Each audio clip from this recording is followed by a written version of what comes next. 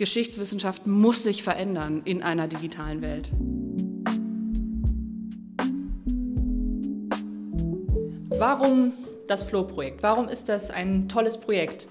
Für mich als Historikerin ist das ein ganz neues und einzigartiges Projekt, weil wir so das erste Mal mit Machine Learning, mit digitalen Methoden Möglichkeiten ausprobieren, die Hanse-Geschichte über Jahrhunderte nachzuverfolgen.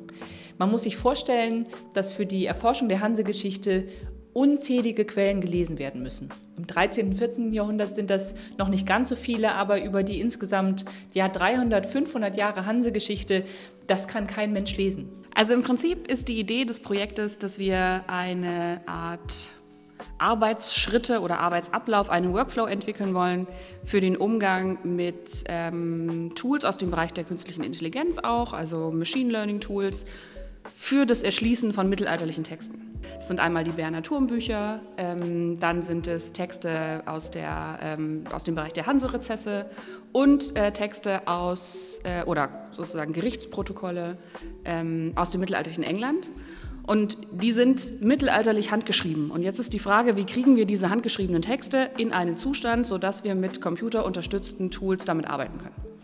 Das ist die Grundfrage.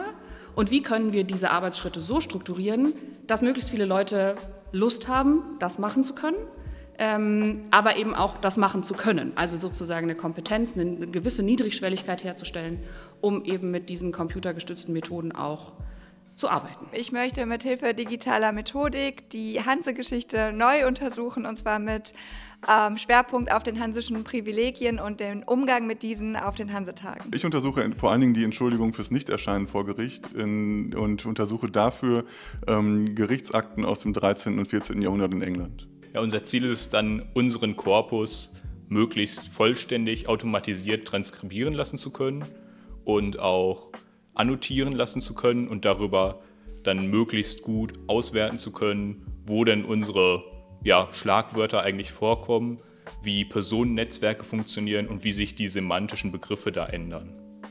Wenn wir ein solches Modell trainieren wollen, das eben eine Handschrift aus einer historischen Quelle lesen kann, müssen wir einem sogenannten neuronalen Netz ein Muster beibringen. Als Muster kann man sich vorstellen, wenn da ein A in irgendeiner faszinierenden Schrift steht, dass eben dieses Modell erkennt, das ist ein A. Und die Maschine lernt das nicht einfach so selbst. Dafür braucht es die Historikerinnen, die zuerst von Hand mit dem Wissen, das sie haben, mit den Skills, die sie haben, eine entsprechende erste Transkription machen. Und dann haben wir Dateien, wo wir das Bild haben, den Text, der rauskommen soll, haben, und damit bringen wir den Modellen diese Muster bei. Wir arbeiten ja bereits auch mit Freiwilligen zusammen, um Quellen zu transkribieren. Ich hoffe aber, dass wir mit der digitalen Erschließung, mit der Nutzung von Handschriftmodellen ja noch ganz, ganz viele zusätzliche Effekte nutzen können, dass wir Quellen, die bisher einfach ungelesen geblieben sind, über Jahrhunderte ungelesen geblieben sind, jetzt erschließen und nutzbar machen können und auch in solchen Quellen nach Informationen suchen können, die man sonst vielleicht nicht anschauen würde.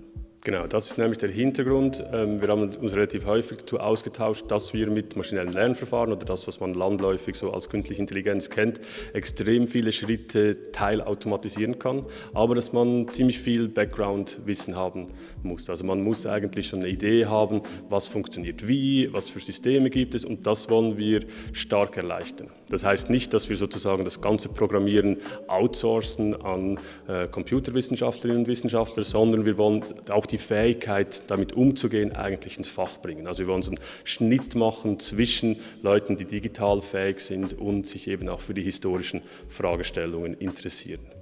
Für die Hanse lässt sich außerdem sagen, dass diese Rezesshandschriften eben noch nie über den ganzen Zeitraum hinweg untersucht wurden, weil wir eben sehr viel Material haben und das so einfach gar nicht möglich wäre.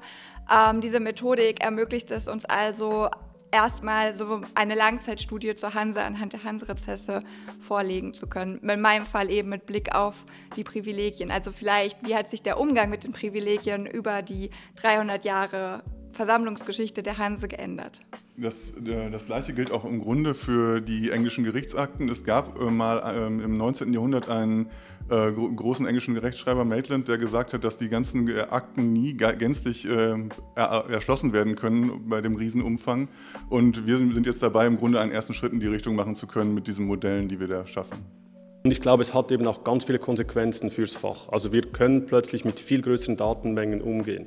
Unsere Doktorierenden arbeiten mit Textkorpora, die man früher vielleicht im Laufe eines Lebens mal hätte lesen können, aber natürlich nicht sozusagen in einen Zusammenhang bringen können. Und das ist sozusagen auch so der methodische Wandel, den wir ins Fach reinbringen wollen. Also was bedeutet es, wenn ich eben nicht mit meinen 400 Quellen arbeite, sondern plötzlich mit 300.000 Seiten operieren kann? Und auch im Spätmittelalter und den frühen Neuzeit finden wir natürlich so wahnsinnige Quellenkonvolute, die wir plötzlich ganz anders zusammenbringen können. Genau, aber da ist es, glaube ich, wieder so ein Punkt, wo es einfach wichtig ist zu betonen, wir bleiben ja Historikerinnen. Also auch wenn die Technologie sich wahnsinnig schnell entwickelt und es gibt irgendwie übermorgen das neue Sprachmodell, gerade gestern hat Google wieder irgendwas veröffentlicht, wir bleiben Historikerinnen und wir können uns immer zurückziehen auf die Kernkompetenzen, die wir haben.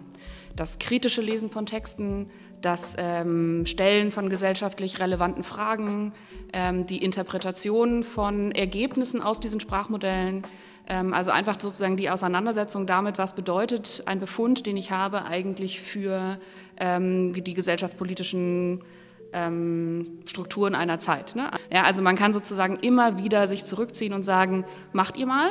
Finde ich super, diese Entwicklung gehe ich mit, weil mir das hilft, die andere Entwicklung gehe ich nicht mit, weil mir das nicht hilft, weil ich immer noch als Historikerin sozusagen eine Grundkompetenz entwickelt habe, um mit meiner Arbeit voranzukommen. Ja, go with the flow.